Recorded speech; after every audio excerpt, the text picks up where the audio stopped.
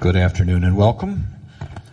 This is the regular meeting of the Sunshine Ordinance Task Force Compliance and Amendments Committee, called for Tuesday, June 9, 2009 at 4 p.m. and beginning at 4:06 p.m. May we have the roll call, please? Member Nee. Here. Nee present. Member Craven. Here. Craven Green present. Member Doyle. Here. Sorry, Member Johnson. Johnson Here. present. Mr. Chair, there is a quorum. Thank you. Can you call the first item, please?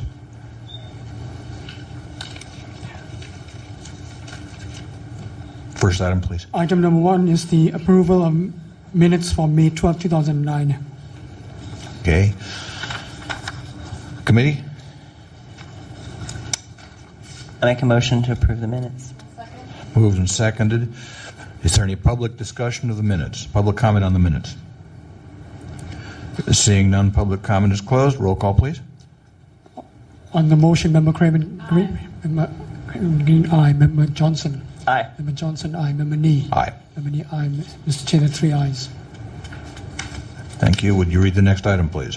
Item number 3 is the continued hearing on the status of the March 24, 2009 order of determination of Rita O'Flynn against the Department of Technology. Okay, is the... Just for clarification, it's item number 2. Item number 2. We're on item 2. Okay. Is the complainant here? Okay, seeing the complainant is not here. Mr. Rustum, have you received indication that the complainant does or doesn't plan to appear today? She does not plan to appear. Oh, she does not plan to appear. Okay. Is there anybody here to present facts and evidence in support of the complainant? Member Nee, I believe we were just handed a document where she's requesting a continuance. Yes, through the chair, yes. Oh. So maybe if the members could have a moment to read this email we were just handed.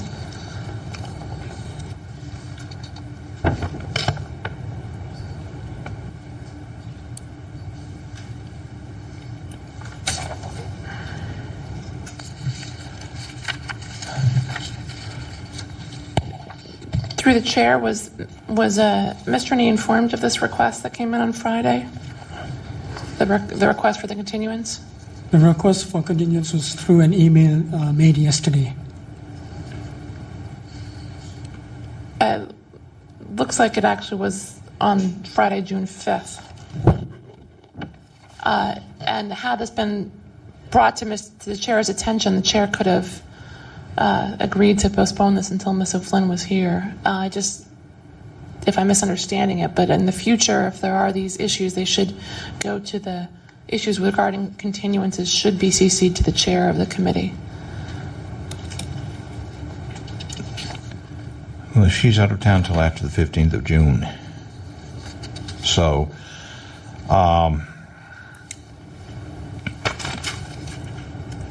is the respondent present? Please approach the microphone, sir.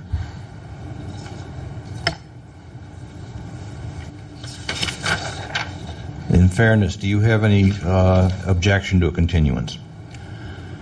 Bearing in mind that according to this email we have here, the complainant says that she has not received the requested documents and the respondent has been non-responsive. Do you wish a continuance? Can I have just a second to read the email? Yes, please do.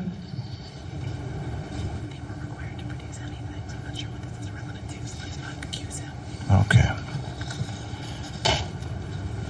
It's after 5:30 though.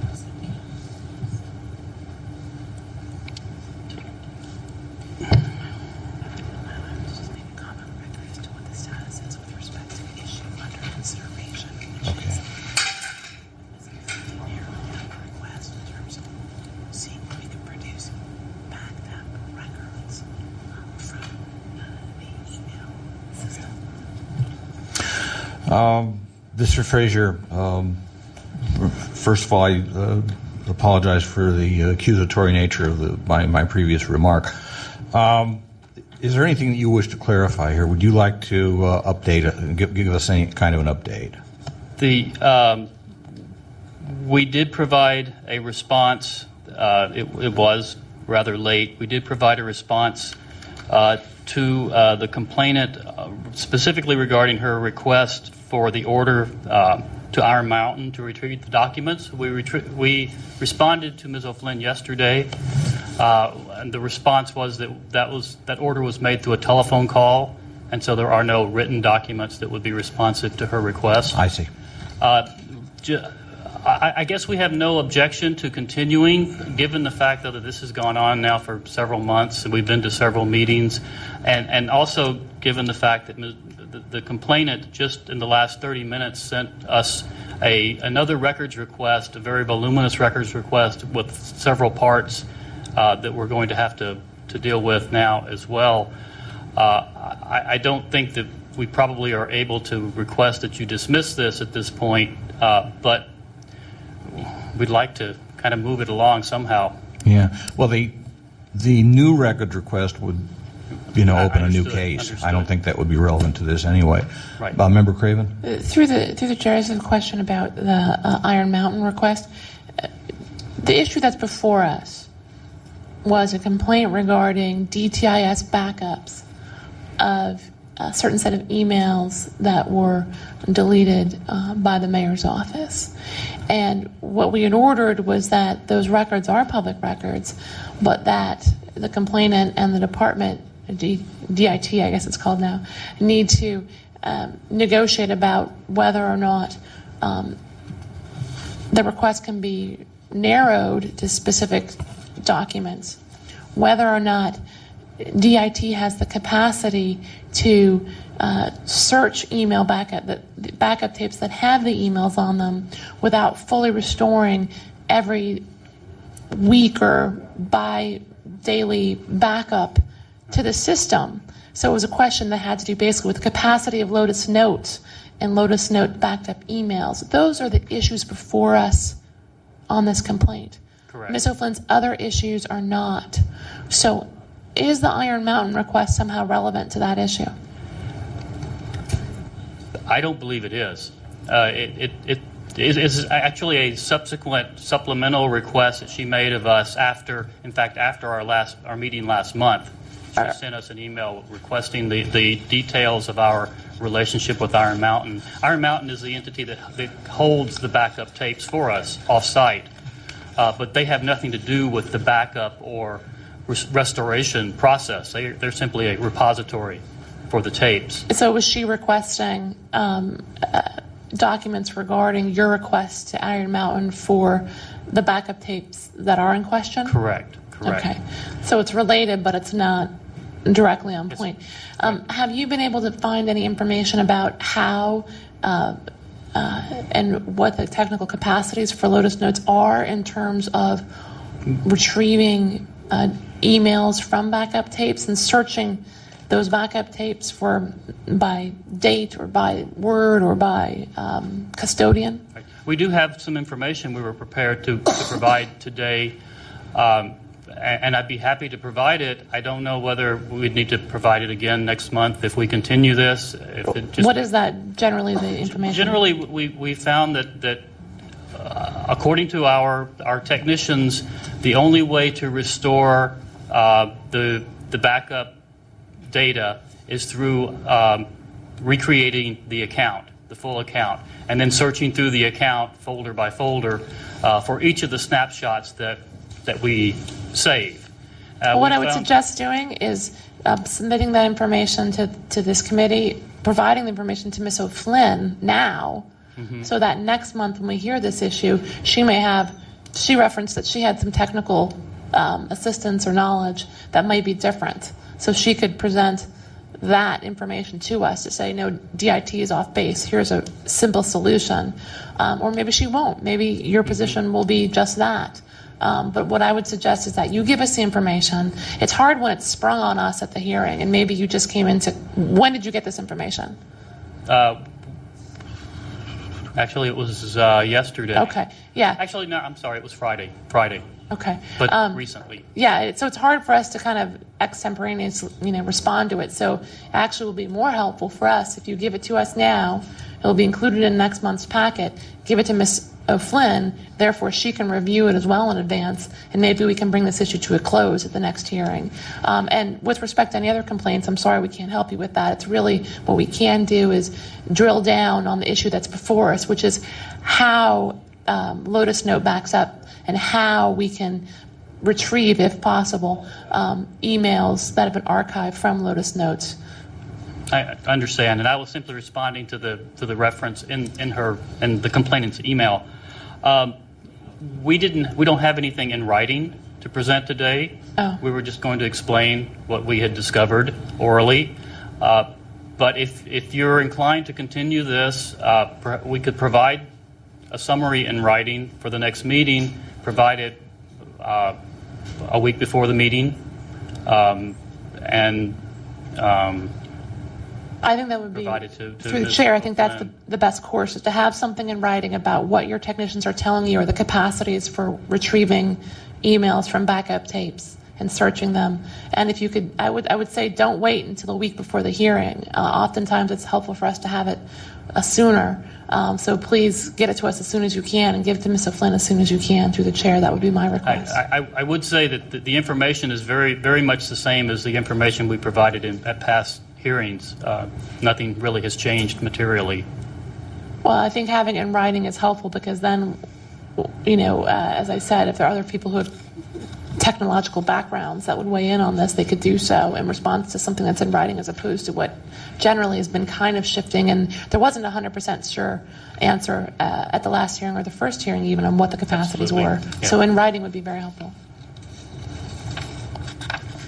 Okay. Chair. Mr. Laurenti? Yes, there was one other feature about this order of determination and decision, and that was the cost factor, estimation of cost as far as extracting information, and I think that also should be reported. I mean, if you could do it, how much would it cost to do it? Right. Well, it sounds like it can be done, but that it would be very time intensive. So if you could, at least under the information that you're conveying to us today, if you could perhaps give us a ballpark at what the cost would be to complete this search as it was written, that would be, I think, useful as well. Thank you, Mr. Laurenti. Okay. Without objection, continuance? Can I just clarify what you're looking for? An explanation of the process that it requires to restore specific email, to restore and identify specific emails over a 5-year period, and then our estimate of the cost that would be involved if we were to conduct such a search. Is that Correct. And based on the understanding that 5 years by any measure would be very expensive, I think a ballpark is appropriate in this circumstance. okay? Okay. Thank you. Continued without objection. Thank you, Mr. Fraser. Could you call the next item, please, Mr. Rustum? Item number 3 is the hearing on the status of the May 26, 2009 order of determination of SORE against the SFBUC. Okay. And I will be recused from this, as I was from the original hearing. Thank you. Is the complainant present? Mr. Rustum, have you received indication from the complainant as to attendance? I did inform the complainant that it was going to be heard today, but he did not give me any indication whether he would be here or not. Okay. In that case, I would say let's move ahead. Is there anybody here to present facts and evidence in support of the complainant? Seeing none, is the respondent here? Okay. Is there anybody here to present facts and evidence in support of the respondent? Okay, seeing none.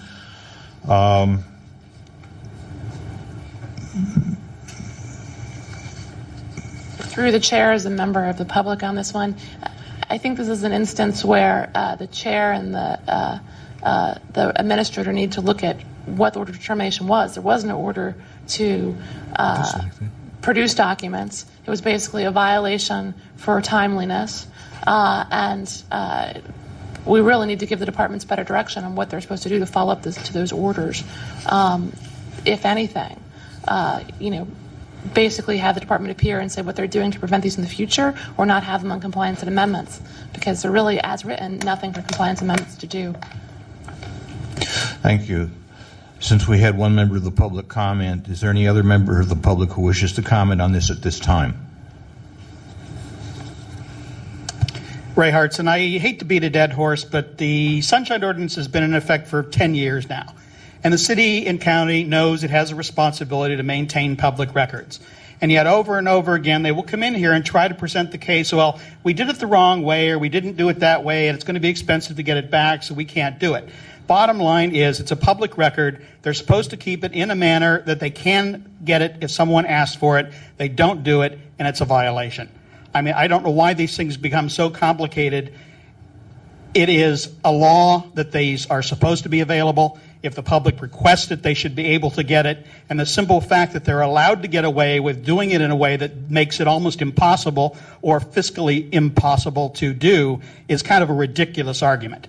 It's basically saying we know that we're going to have requests for these documents, but we're going to still maintain them in a way that we can't get to them, so that way we could withhold information that the public requests.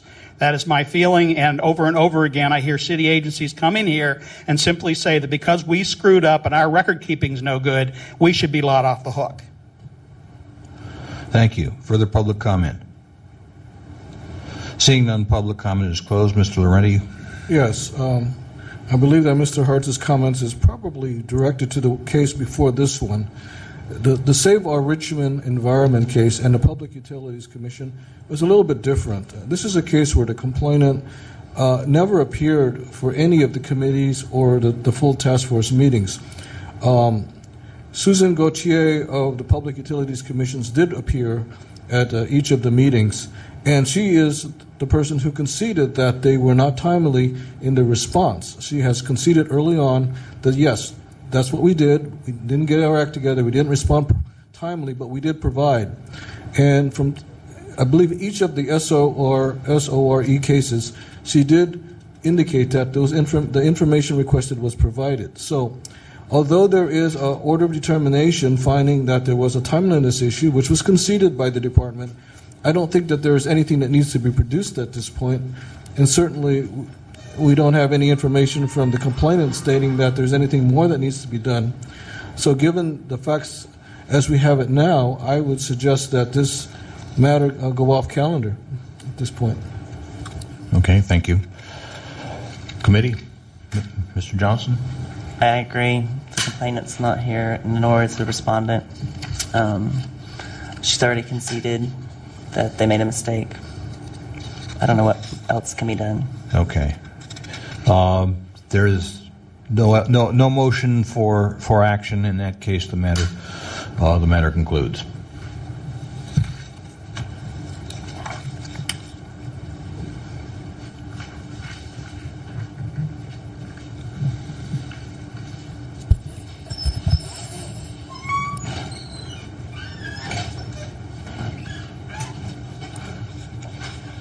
Mr. Clerk, could you read the next item, please? Item number 4 is discussion on vexatious complaints. Okay. And could you, for the benefit of the committee and the audience, give us a refresher on how this came to be calendared? It was put on the calendar because I believe Susan Gauthier was discussing one of her complaints, and she had, I think it was SORE, who was making numerous complaints, and she said she wanted to know how the Sunshine would handle complaints from organizations and people such as SORE. So she's actually, Chair Chu was about to send this case to the EOTC, but because Susan Gauthier mentioned it, she says to hear it at the CAC meeting. Okay. I believe Ms. Gauthier is not here, so we will proceed to discuss this within the committee. Vexatious complainants is a matter that's come before us before, and there has been, I think, a very cautious approach on that issue. How do you define vexatious? What constitutes vexatious behavior? We have taken, I think, on the question that there needs to be a very narrow, precise definition of what is vexatious if we're to proceed on this in any fashion. People certainly have the right to petition their government for public records, and if they become frustrated in those requests, it is possible, very possible, that they will manifest that frustration in some rather unpleasant ways, short of violence.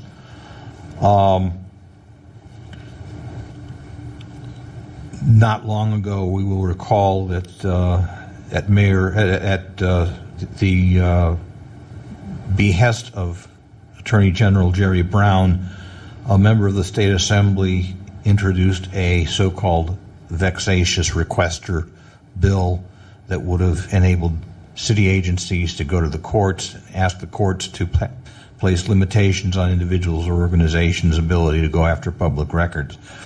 After protests from a number of pro-sunshine organizations, that bill was withdrawn before it was even heard in committee, which, in my view, is very fortunate.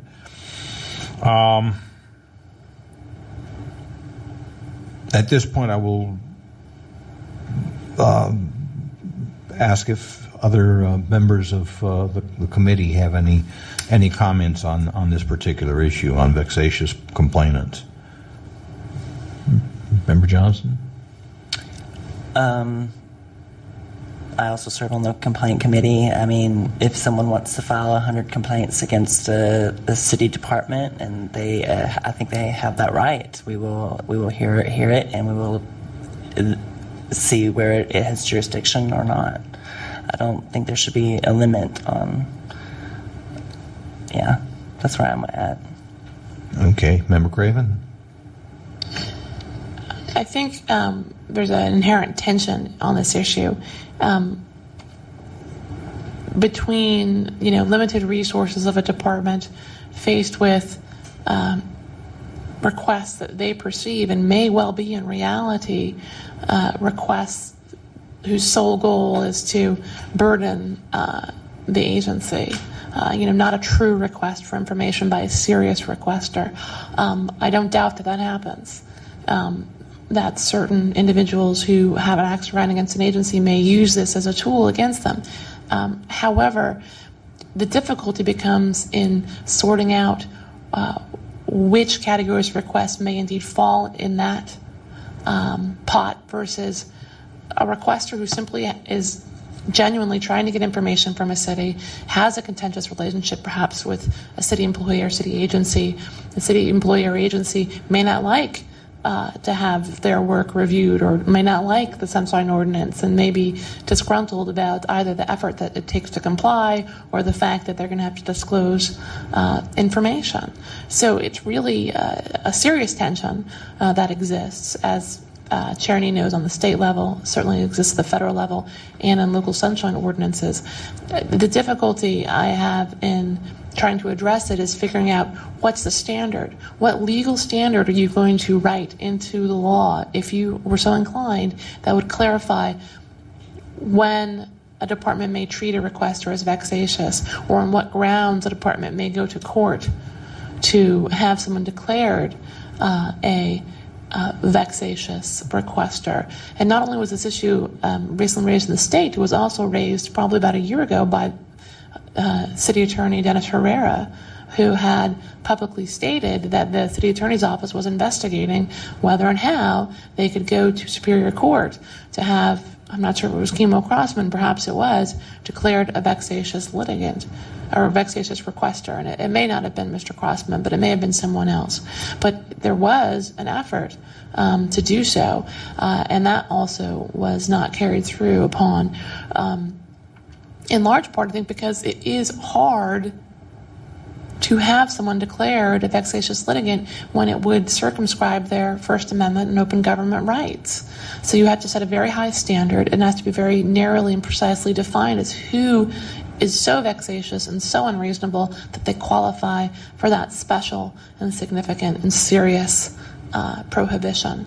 So not only is it very difficult to implement and very costly to construct, it also, I think, it's probably not worth the city's effort to do so. I mean, I'm open to hearing proposals, but in my experience, the city or this task force could spend months, if not years, trying to craft a procedure by which someone would be determined to be a vexatious requester, and would spend so many resources that far outweigh the actual resources that are spent in responding to perhaps vexatious or perhaps unreasonable requests. So personally, I don't think it's worth the effort. Perhaps the other issue we have to look at is politically, the Board of Supervisors may want something like that in this ordinance in order to pass the amendments that we're proposing. I don't know if that's going to come to pass or if that's something they would be interested in, but I do think it's a very serious issue, so I'm glad we're discussing it. I just don't think it's something that really is, given all of the downsides, is something that I'm inclined to pursue. Okay. One other comment, and that is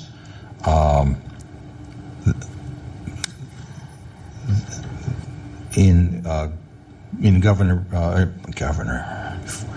Attorney General Brown's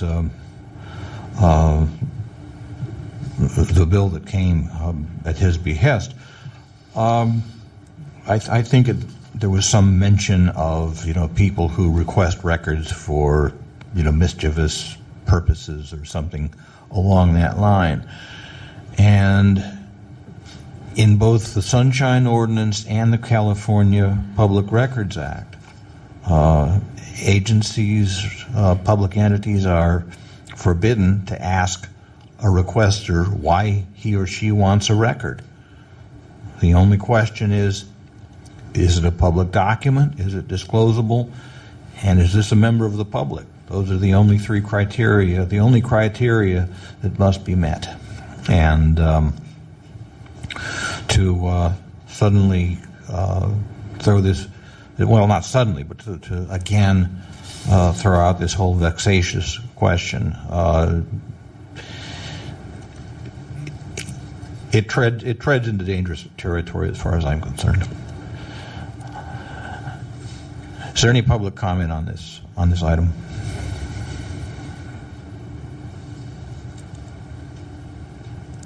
I would agree with you that it's treading on dangerous territory, especially when you have many city agencies and departments that are particularly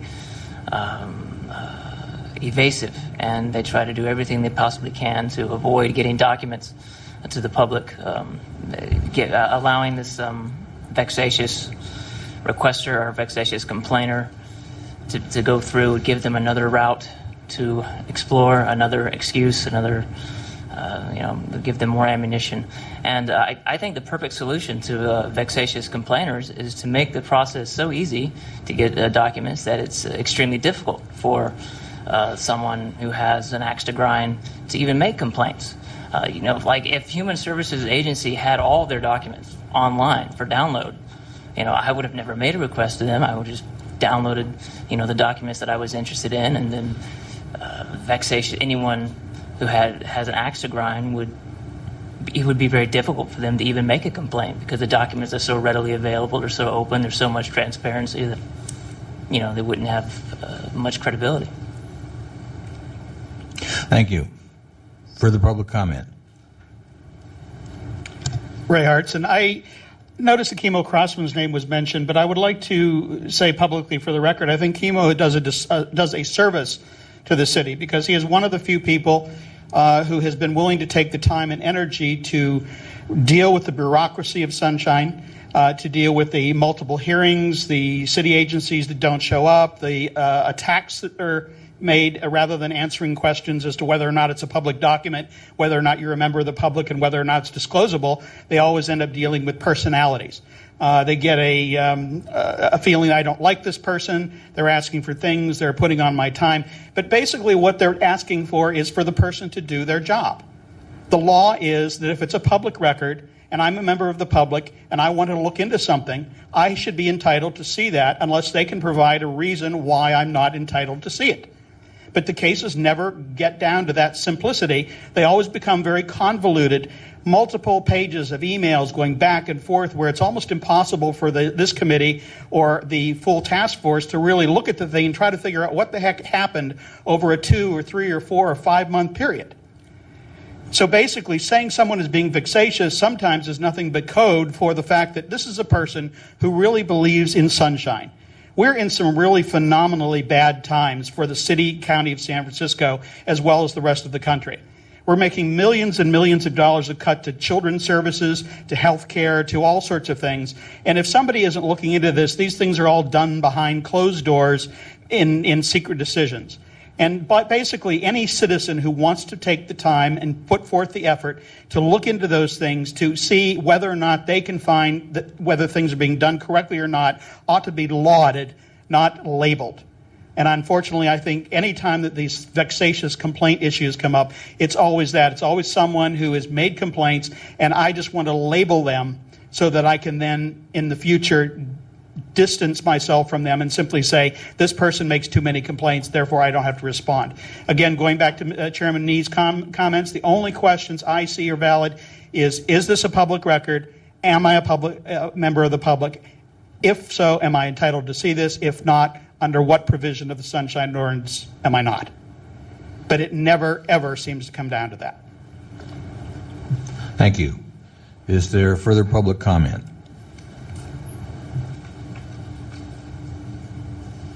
Hello, Doug Comstock. I just wanted to play the devil's advocate for a minute, because the only value that I could see to including something in the amendments about vexatious litigants would be that there would be a lot of people who would support it at the polls, and it would be helpful to get the amendments passed. Now, the trick, of course, is to make the vexatious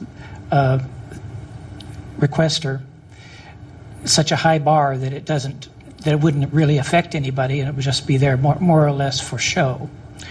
But as a political token, something that would be in there would go a long way towards getting the amendments passed. I don't know how you do it, and I'm just throwing it out there because it's a wild idea that came to me last night when I couldn't sleep. But I think the courts would throw it out if you put it in, but they would throw that part of the amendments out because we're not allowed as a city to make an amendment that would provide less sunshine. Therefore, it would be illegal, but it would certainly be there for the newspapers to trumpet, which seems to me like that's what they want to do, and I don't understand it. Barring, of course, the good newspapers that don't do such things. But anyway, I'm just throwing that out because I'm crazy and I'm not responsible anymore. Well, in their infinite wisdom, Terry Frank and then later on Tom Burke and Stephen LeBlanc included a severability clause in the ordinance. So if an amendments package passed with the vexatious requester clause in there, and it got tossed by the courts, at least the remainder of the ordinance would prevail. Is there further public comment? Okay, seeing none, public comment is closed. Is there any further discussion on this among the committee? I mean, if someone wants to propose language, I think the committee would be more than happy to look at it and give our take to it. But I don't see anyone stepping forward to do so. And I know that it's very hard to do so. But, I mean, if the city attorney wanted to draft some language, I would certainly think that this committee would look at it. Or any member of the Board of Supervisors who feels so inclined. Or even the mayor. Okay. Mr. Clerk, could you call the next item, please? Next item is developing recommendations for the proposed electronic document retention policy of the Sunshine Ordinance Task Force. Okay. I have not had the time that I would have liked to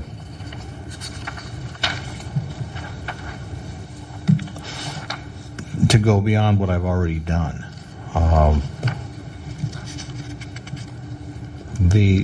What we agreed to do at the last meeting was to go line by line and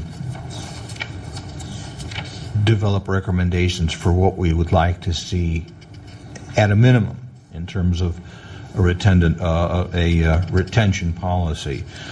I don't know how much chance each of you has had to deal with this.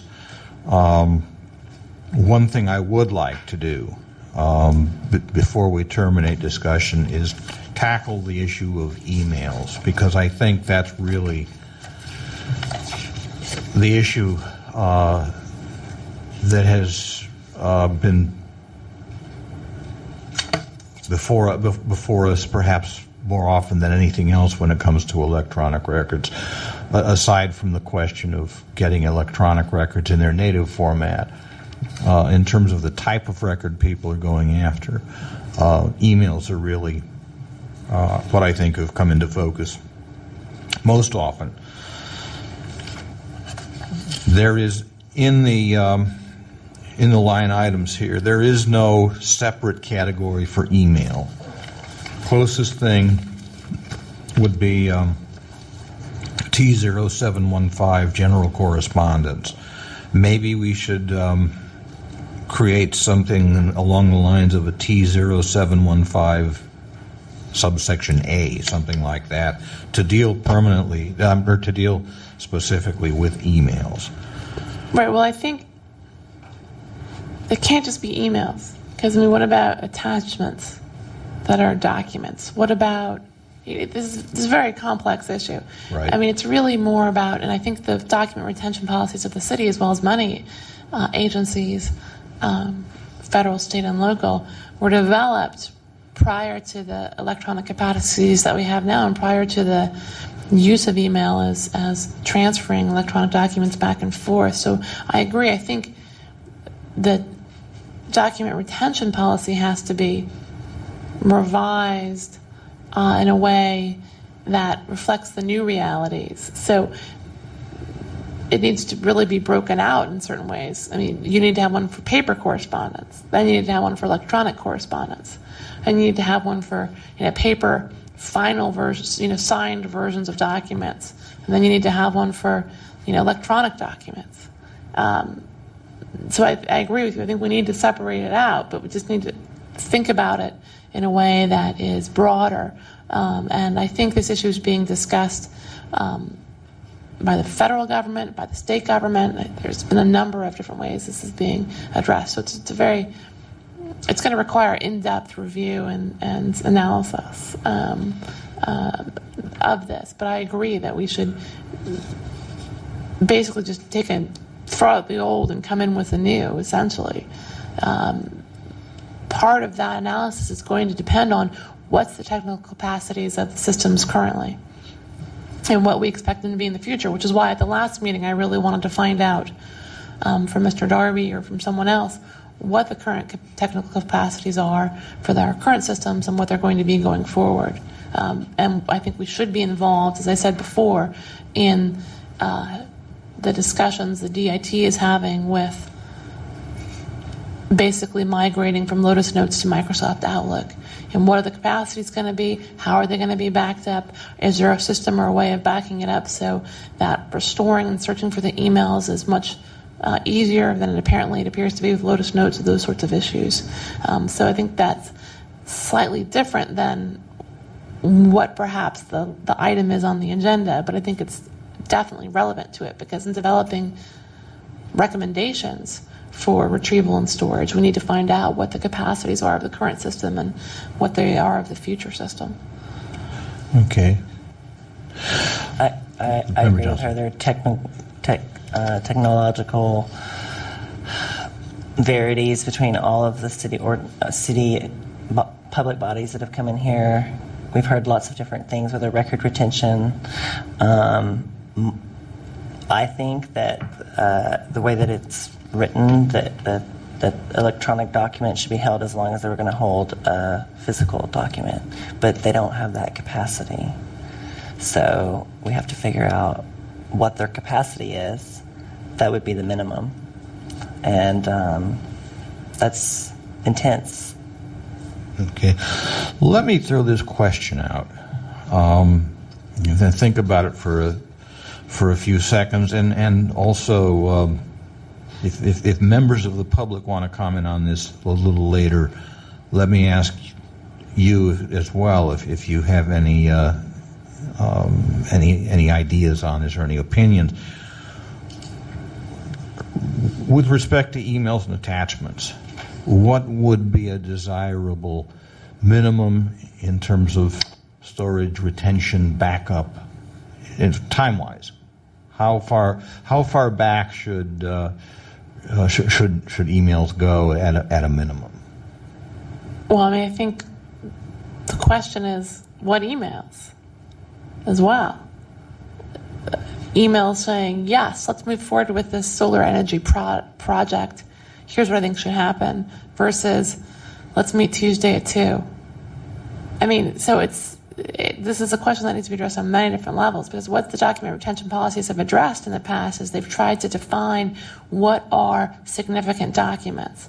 So they define correspondence as documents that have a legal impact on basically, if you look at all the document retention and the definitions in the administrative code, it tells you what documents are what, how they should be maintained, for how long, depending on the nature of the content, not the physical medium.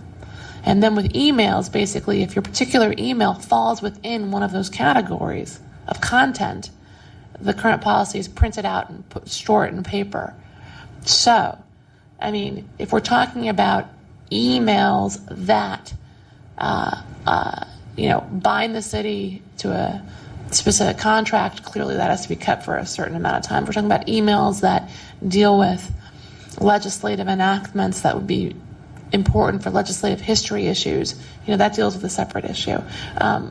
My gut instinct is every email, except perhaps ones that deal with, transient issues such as scheduling of meetings, personal, hey, sweetie, I'm coming home at 5 and picking up the child. Those emails accepted. I think the rest of the emails should be kept as long as technologically feasible.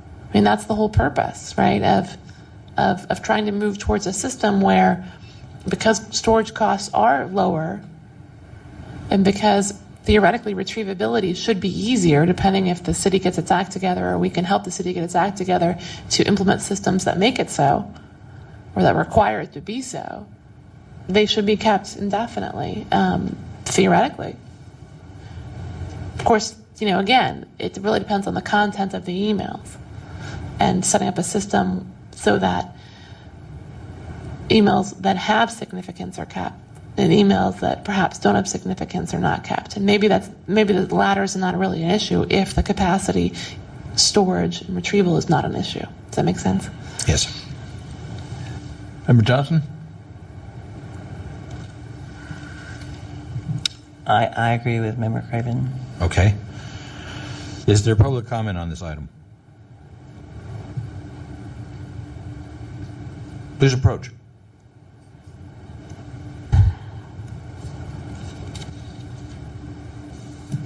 Barry Frazier with the Department of Technology. We were asked to come in and speak to this issue. My first recommendation would be to get the Committee on Information Technology involved. The City Committee on Information Technology, COIT, is the entity now that is sort of charged with developing IT policy, especially enterprise-wide IT policy. And I believe that that the committee would be very interested and receptive to a presentation by the task force on this issue, especially the timing now because of the anticipated migration from Lotus Notes to Microsoft Exchange. That is a Kuwait-driven transition. And so if you have specific recommendations on retrieval policies, timeframes, those types of things, that would probably be the entity to try to discuss that with. With that being said, specifically with respect to email, the city receives probably close to 100 million emails a year. And that's just a huge number of emails to deal with. And so I don't think, from the Department of Technology's perspective, I don't think one single department can handle that. And I think what you need to look at is some type of an electronic document management system that you could implement citywide. Now, you're talking about a huge cost. You're talking about a time-intensive, pretty complicated application that would take a lot of time and resources to implement, and you've got to get every department to agree that that's the right, that it's configured correctly too. So there are a lot of hurdles to something like that. But to really manage email effectively and retain it effectively, I think it has to be department by department, and you would need to have some type of uniform process across departments. I can't tell you how to get there, but that's really, I think, what you need to look at. The other issue with respect to email is that in addition to, you mentioned two categories of emails, one that's not perhaps a record, one that does rise to the level of a record. You have a third category that rises to a level of record, but that contains information that has to be treated specially. And so you also, in addition to identifying whether or not you've got a record, you have to identify whether that record can be disclosed or portions of the record can be disclosed. Someone has to conduct a review of many emails. And perhaps with enterprise-wide document management systems, there's ways to do that, to flag emails for disclosure or not disclosure. I'm not certain about that. But if that's what if that's the direction you want to go, I think that's what you have to look at, and then it becomes a process of figuring out how to pay for it, how to get it done, how to get everybody to buy into it, and that's not going to be easy. I think that's really all I have to say. You definitely would be willing to help get you connected to the Kuwait folks and get you on their an upcoming agenda, or however you want to proceed. That would be very, very helpful and appreciated. Thank you. If you could pass along to Mr. Rustum the contact information. I'll do that. I'll send you an email. Great. Thank you very much. Sure. Further public comment. Ray Hartz. One of the things I've learned, having worked for and with the government for a significant number of years, is the fact that certain things they always seem to find the money for. If it's the tax records, they're not going to have any problem finding a place to put it. And they're going to know exactly what your taxes were or what they weren't going to be. If it's property records, they're always going to make room. They're not going to say, well, we get a lot of these requests, so we're going to just throw a few of them away or whatever. By law, they have to keep them, so they do. But then when it gets to public records, especially when it comes to records having to do with publicly elected officials, their schedules, who they met with, what they met with them about, things like that, all of a sudden it becomes this intense thing about, this is going to be really expensive and hard to do, and we haven't planned for this. The law's been there for 10 years. At what point does someone say, if you had wanted to do this and you knew it was coming, it isn't like emails just popped up yesterday. Emails have been here for at least the 10 years that this law has been in existence. And yet it seems that no one has done anything to make an effort to figure out how to do this in a way that it can be retrieved under this law if a person makes a public record request. Why, 10 years into this, are we still having arguments about, oh, this is complicated and it's going to take a lot of time and we're going to have to coordinate the departments. Why haven't they been doing that all along? One of the requirements of the Sunshine Ordinance is in developing their systems, they're supposed to take sunshine into consideration. They're supposed to take into consideration the simple fact that people are going to want to see public records, and we're supposed to be able to pull them out and withdraw. Instead, they want to argue about how hard it is or expensive it is or whatever. Well, if you got your act together and you planned out your IT so that you knew, I have to have these records and I want to have them available so that this doesn't become an issue. The reason that most of these become an issue is not because the person wants something that they're not entitled to. It's because the city has maintained itself in such a way that they have made it hard for them to do the job that they're asked to do. And then they want to place it on the citizen to say, oh, well, you're asking for something that it's hard for us to give. It's going to cost us a lot of money. It's going to take a lot of energy. Well, if you had done your job in the first place, if you had done the planning necessary, you would be able to do this. It isn't like this is a big surprise. And I'll be honest with you, we're talking about changes to the ordinance. I don't think changing the ordinance is really going to do much because we've had the ordinance in place for 10 years and many of the departments still come forward with the excuse of we haven't planned, we can't get to it, it's too hard, we don't know where it is, we didn't keep it, this person got rid of it, we don't know what we're supposed to keep. Hey, all these questions should have been figured out a long time ago. It's something different has to happen this time, or we're going to be here 10 years from now with exactly the same scenario. Thank you. Thank you. I just have Member Johnson. moment of interest. Mr. Reston, starting at home, like leading by example. If I requested an email from you being like, are you going to be at the next meeting? And I'm a member here for a quorum issue. How far would you be able to go back? I kill it immediately after I receive it. What was the answer? I'm sorry. I delete the email after I receive it, after I get the information I want. And why do you do that? Collecting it builds up the volume in the... I mean, perhaps that's maybe not the best example because that's kind of an example of perhaps a document that wouldn't rise to the level of a record that has to be maintained. Through the chair. However, any email exchanged over a complaint is maintained, is in the system. And how long would you be able to go back, would you know?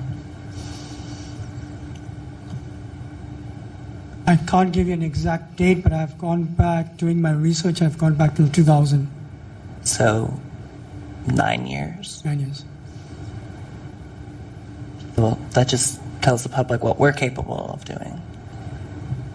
Well, it depends because we've heard testimony from the departments that there's strict capacity limitations on their email and that once their personal email box reaches a certain level, they can't actually send or receive information until they clear out email, and that leads to a purging, if you will, of documents which might be, or emails which might be relevant to a complaint or an initiative or a planning process, the sort of documents that arguably should be maintained by the city. And so you come up against that difficulty of what size of email does each user have that's active? Can each user's email be archived? Like, for example, even in my email system at my former law office, I would run up against the limit of my mailbox size. And so what I would have to do is send to archive emails after a certain date or dealing with a certain subject. I wouldn't delete them, but I'd send them to an archive. And so, I mean, that's kind of, I think, one of the things we can explore with COIT, whoever the body is, about setting up a new system that gets around this limitations issue, especially for people who are getting, if you're a aide in a supervisor's office and you're getting constituent comments about different legislative proposals that should be kept, hundreds of emails with attachments or different proposals for how legislation should be changed, that person may need a larger mailbox than other individuals who are, the secretary of HR, the secretary who answers the phone in DHS. She may or he may not need such a large email capacity. So it's really, an issue about how can we help the city develop standards, and maybe working through COIT is the best way forward to make sure that they're setting a, now we have an opportunity. Yes, this should have been done 10 years ago. I agree with one of the commentators. We shouldn't, it's a shame that in the city of San Francisco, we're dealing with these technological incapacities or alleged incapacities. But now we certainly have an opportunity to help advise a body going forward on setting up a system which will comply not only with the ordinance's mandates, but with document preservation, search and retrievability capacities going forward. So, okay. At this time, we'll call for further public comment. Doug Comstock again. About a year and a half ago, I donated some time to a supervisor and worked in one of the supervisor's office as a volunteer. And at that time, when the legislative aide spoke to me when I first got in there to explain to me what to do, and telling me what to do, she said that she had been told by the clerk of the board to delete emails after a certain date because they have to keep everything working right, because there just isn't enough room for them to keep all the emails. And I have to say, I was amazed at the amount of emails that came into the office, because you're on everybody's serve list, and you get everything you could possibly imagine. Any issue that's out there, you get emails about it. And the question is what to do with them. How serious are they? Are they from a constituent? Are they from a Washington, D.C. think tank? All of these things have to come into play, and there's going to have to be a lot of soul searching and decision making around what to keep and what's necessary.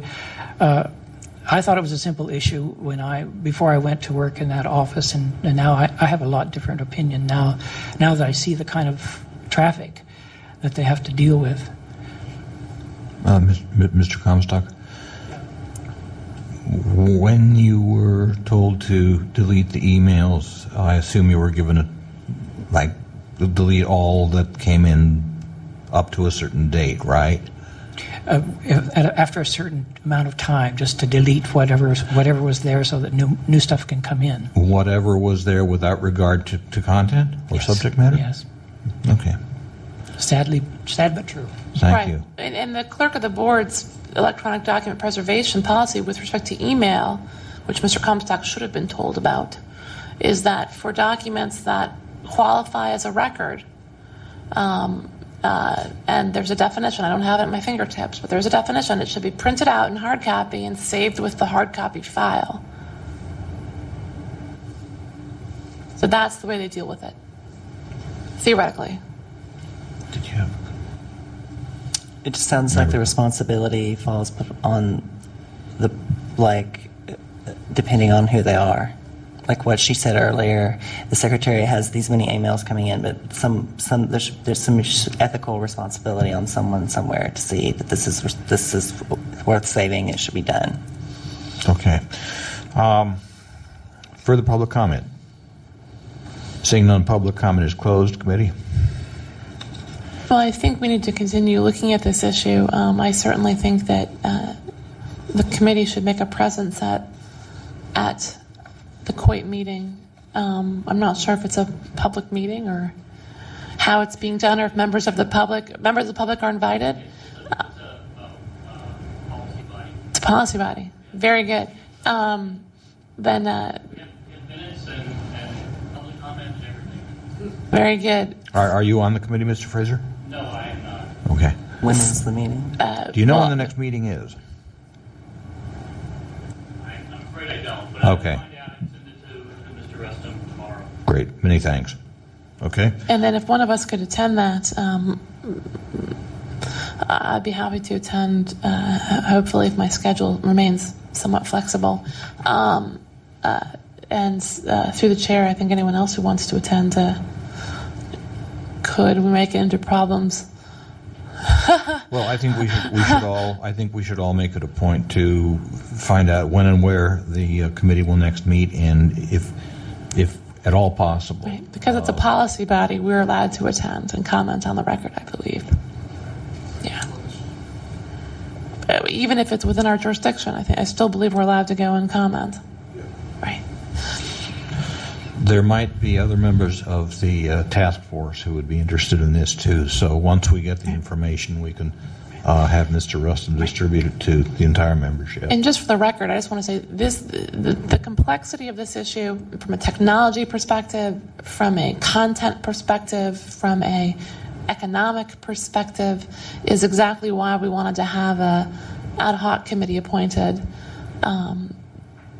with hopefully members appointed that were from the technology side, members from the city side, members from the open government side, to try to help on this, because it is incredibly difficult.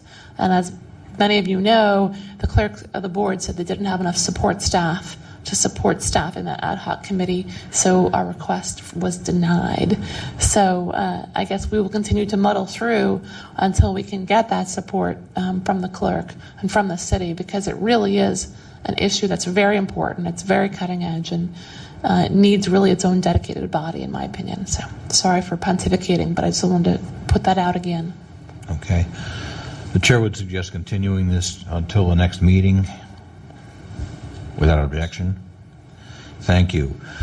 At this time, we will hear public comment on items not on today's agenda.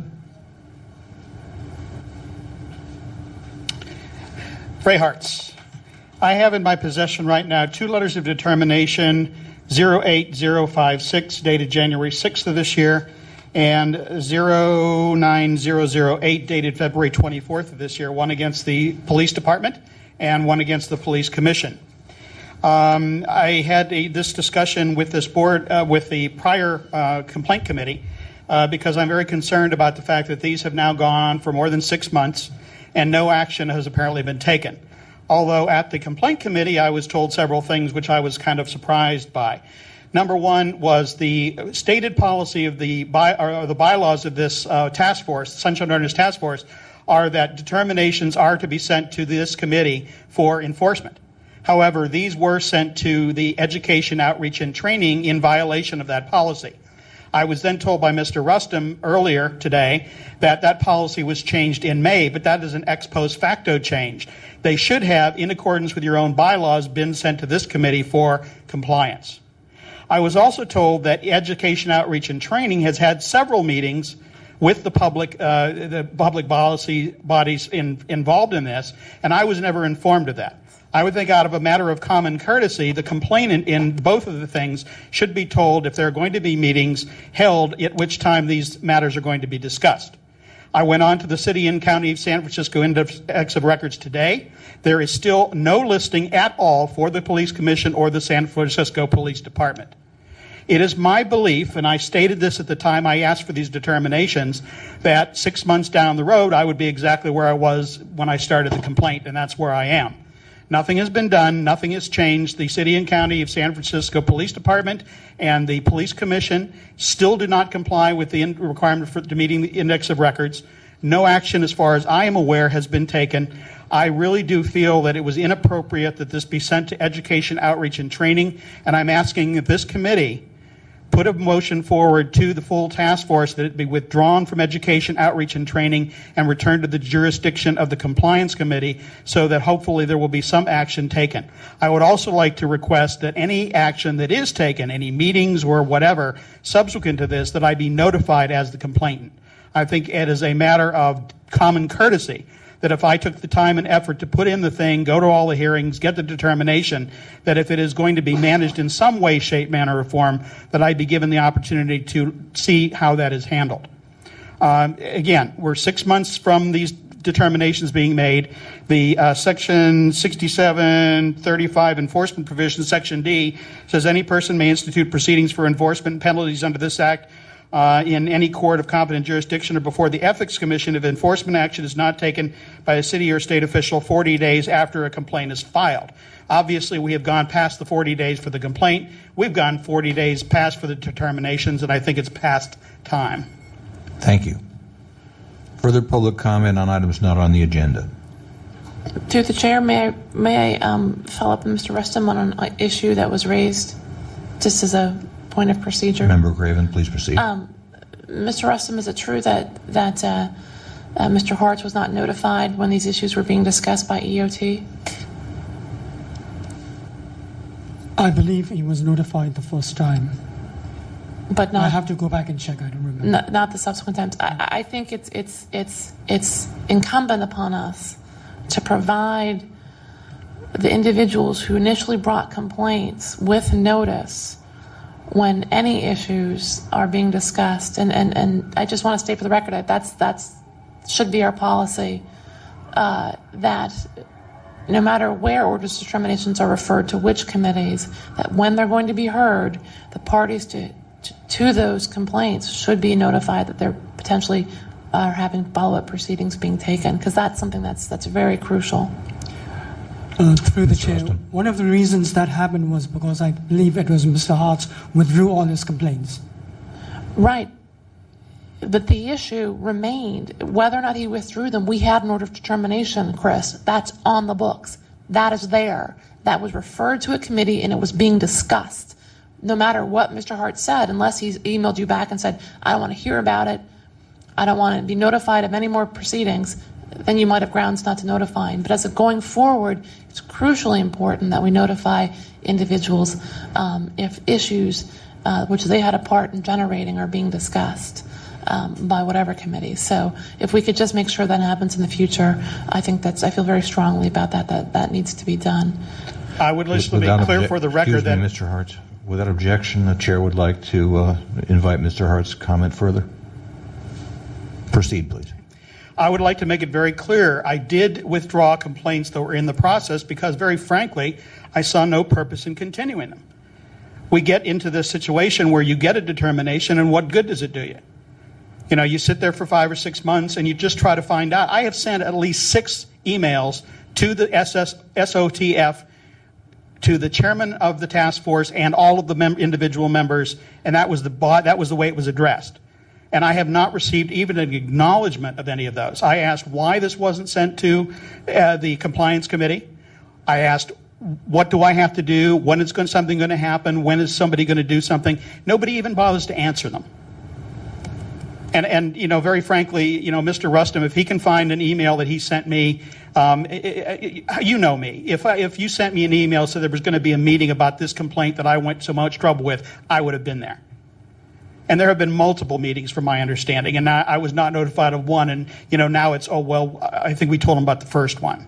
Well, I would like to see that email if it is in production, if it is available, because I received nothing. And my email, obviously, I've got stuff from you guys, and I have no capacity problem. I've got a terabyte thing, and I've got every email that I've exchanged with this committee. And basically, I never withdrew these. These were already determined. I already have letters of determination. And basically, under the law, I'm supposed to have some sort of action. It is 6 months for one and 4.5 months for the other one. And as far as I am aware, up until today, nothing was done with them. And I have to wonder whether or not there is some sort of a bias relating to my particular complaints, that they were not handled in accordance with your own rules, and that they have been ignored. Thank you. Just to clarify, and to differentiate what Mr. Hart said and Mr. Rustum's response, Mr. Hart, in his remarks, did make specific reference to file numbers 08056 and 09008, both of which resulted in orders of determination, and both of which were referred to EOT, I believe. So I think that going forward, that has to be taken into account. Member Craven? Through the chair, I believe this issue is being worked on by EOTF, but I'm concerned by the pace of that those meetings and those discussions, and I would like to ask through the administrator and through the chair to have those basically a hearing on the status of the efforts to comply with the orders of determination scheduled for the next full task force hearing, and the chair of EOTF can report back as to what the status is on the enforcement of those orders, and if appropriate at that time, any member of the task force could make a motion to have those orders referred to a different committee if and as appropriate. And I'm not implying that it's not appropriate to have it at EOTF, but I want to make sure that something is happening. Through the chair. Member Johnson. I'm also on the EOT, and I was absent in, I think there was an informal meeting, and that there has been some training. I have a question about his, he said his complaint was done in January, but our bylaws were amended in May. Does it matter that it was sent to EOT, or should it be referred back to CC? In response, I would defer to DCA Lorente. I think, as I stated at a public hearing, my position on this is that our bylaws did allow referrals to other bodies of orders of determination as existed. And that I viewed the amendments that were made in May as to clarify those. People may disagree with me. They're welcome to do so. That was my position. I believe they were properly referred to EOTF. But I am concerned if there's not been adequate action by that body, and if that body is incapable of taking adequate action because it can't get quorum, then that is a concern to me as well. And it was referred to EOTF, I think, as a part of a larger necessity of EOTF to take this issue by the horns and review the index of records citywide and make sure all agencies are updating them, providing information so that they're accurate. Because there was a concern expressed that came out of the complaints that Mr. Hartz filed that many agencies may not be in compliance, and this is an opportunity to address both the narrow issue of the orders of determination and the broader issue of getting the city to action and getting it moving forward. So that is why I supported referring it to EOTF, and I think it was appropriate. Okay.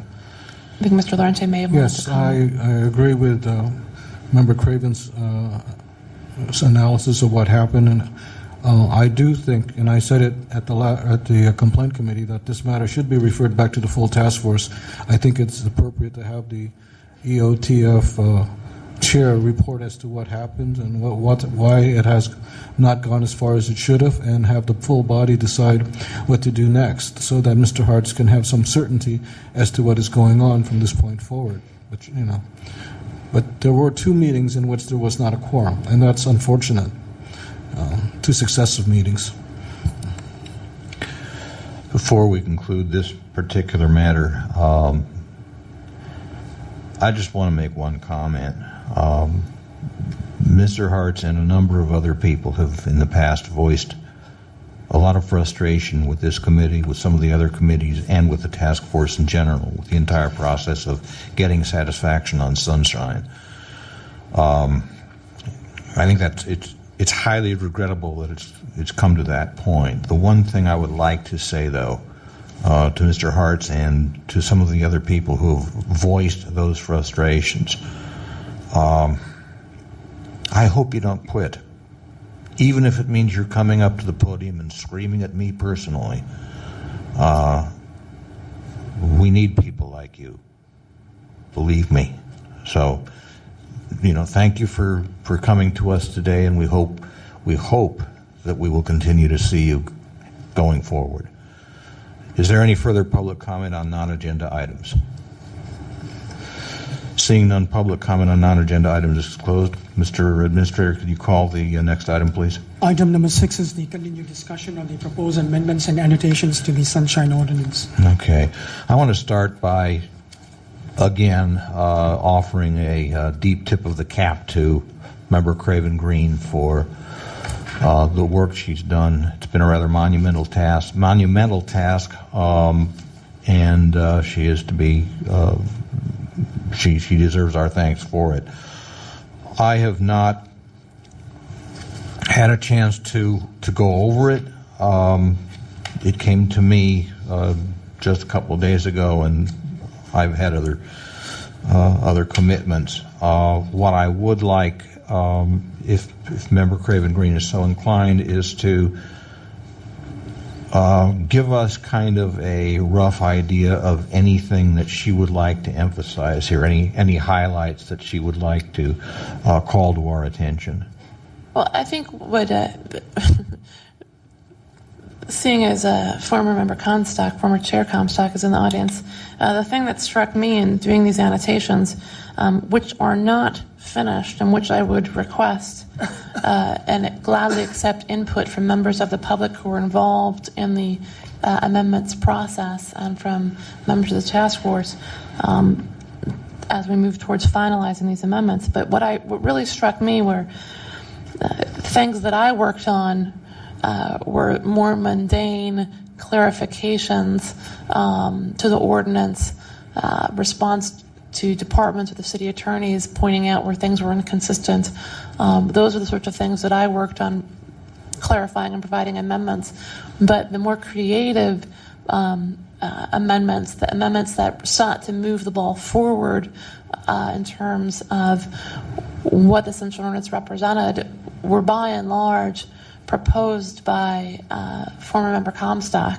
It just really struck me that the work that went into some of his proposals needs to be recognized and is remarkable, to say the least. In terms of more generally the amendments, I think there are a number of significant additions in terms of expanding the definition of policy bodies, expanding the agenda requirements and noticing requirements for passive meeting bodies, for public speaking, instituting a procedure by which there can be an authorized public speaker on an issue as to which there are a number of individuals who've shown up who wish to speak, to allow a certain point of view to have more time. Those are the public meeting requirements that I think are the major substantive changes. With respect to the documents, I think there are a number of interesting changes, including the provisions whereby closed session tapes and minutes are reviewed at intervals to determine whether or not the justification for keeping them sealed and closed have passed, to allow a more complete historical record. That strikes me as one of the most significant changes to the public records section. With respect to the Article 4 enforcement provisions, I think the most significant provisions are the provision of subpoena power to the task force, the provision whereby outside counsel can be hired or appointed by the task force to prosecute serious repeated willful violations is another incredibly significant provision. And then finally, the inclusion of more specific penalties that can be enforced by the Ethics Commission for violations of the ordinance. I would say those are the three most significant changes in Article 4. In terms of the significant changes, again, most if not all were proposed and drafted by Member Comstock with assistance from Member Nee and myself in terms of wordsmithing and policy analysis. But I'm glad that we're moving this process forward. In terms of next steps, I think we should have this on the agenda for the next meeting, and members of the public, members of this committee, should review the annotations and see what's missing, see what's inconsistent, so that we can finalize those. In that process, we or members of the public may see errors, omissions, inconsistencies that need to be changed, and we should be tracking those so that those can be changed readily by the full task force and approved by the full task force. And then I will also work on what I consider to be more of a descriptive cover letter, which will kind of lay out the process by which we've gone through these amendments, who we met with, whose input was sought, what are the significant changes, those sorts of issues that can basically be used by members of the task force to discuss these with members of the public, departments, and members of the Board of Supervisors, who hopefully will carry this to the ballot on our behalf. Thank you, Member Craven. Member Johnson, did you have any comments? Okay, I just want to say that a couple things. First of all, I'd like to see this document sent to all members of the task force so that any of them who wants to comment between now and our next meeting will have an opportunity to do so, and even to attend the meeting and comment. And if not, if they have written comments, what they can do is submit them to Chris, who will include them in the packet, and that's a way to have their comments noted without violating any open meeting laws. Also, I have forwarded the document to some of the attorneys who have interest in FOI matters. So I'm hoping that I'm hoping that they will provide some comments in terms of any changes that they might recommend to the package that we have here. And with that, I will open this to public comment.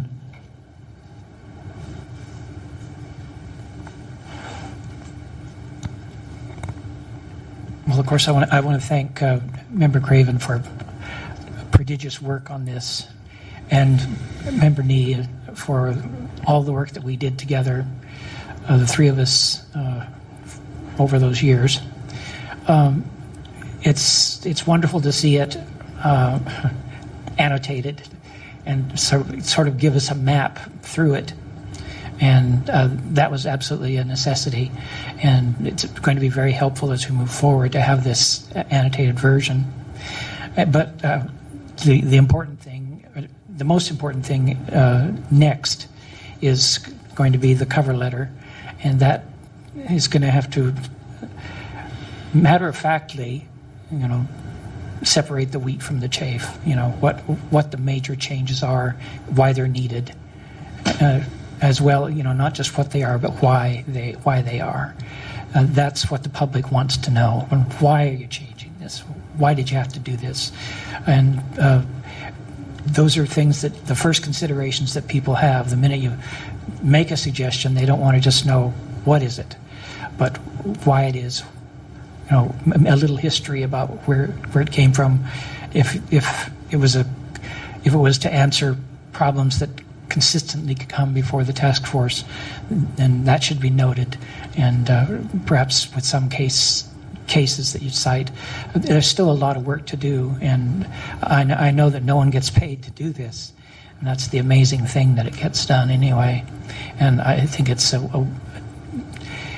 recommends the people who donate their time to Sunshine for doing this, and I appreciate it. Thank you. Thank you. And Mr. Comstock, thank you for all your work on it. Ray Hartson, one of the things I would like to see going on simultaneously with the changes being made to the Sunshine Ordinance is a plan being set up by Education, Outreach, and Training, which I think would be primarily responsible for getting public support for this. I kind of get a sense that there is a hope that enough supervisors can be convinced to go along with the changes you're proposing to get it on the ballot. Although I also know that given the politics of the Board of Supervisors, that is a questionable position.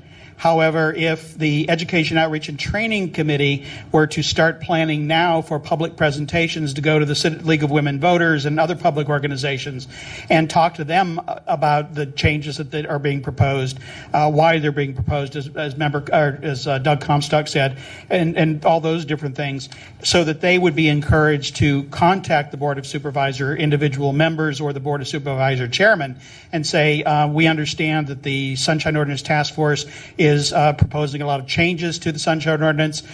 We've heard about what those changes are. We're very supportive of those changes, and we would like to see you support those changes when they come before the board. That is something that is going to take a lot of time and energy. And if we wait until all the changes are made before we do that, then it's going to be probably the next election or the election after that before we even come close to being ready to put it on the ballot. because this really has to go out in a way that everybody that is going to be a possible influential actor in this, like I said, the League of Women Voters, the American Civil Liberties Union, or whoever you might want to approach, would be able to contact the members of the board and let them know this is coming before you, we're aware it's coming before you, and we're in support of it. And here are the reasons why, because we've explained, it's been explained to us what these changes are supposed to do and why they're necessary. Thank you. Further public comment? Public comment is closed. Without objection, this matter is continued to our next regular meeting. And Chris will circulate this to the members. Thank you. Okay. Mr. Rustin, would you read the next item, please? Item number 7 is the administrator's report. Proceed, please. I do not have anything to add besides the complaint list that I have included. Okay. Committee? Public comment on the administrator's report. Okay, seeing none, that brings us to announcements, questions, answers, future agenda items. Member Craven? I have none. Member Johnson? I have one report that I'd like to make. Some of you know a gentleman named Joe Lynn. He is a former member of the Ethics Commission and has been very active on ethics and sunshine matters. Mr. Lynn right now is in the hospital, seriously ill, and those of you who would like to contact him, I'm sure he'd be glad to hear from you.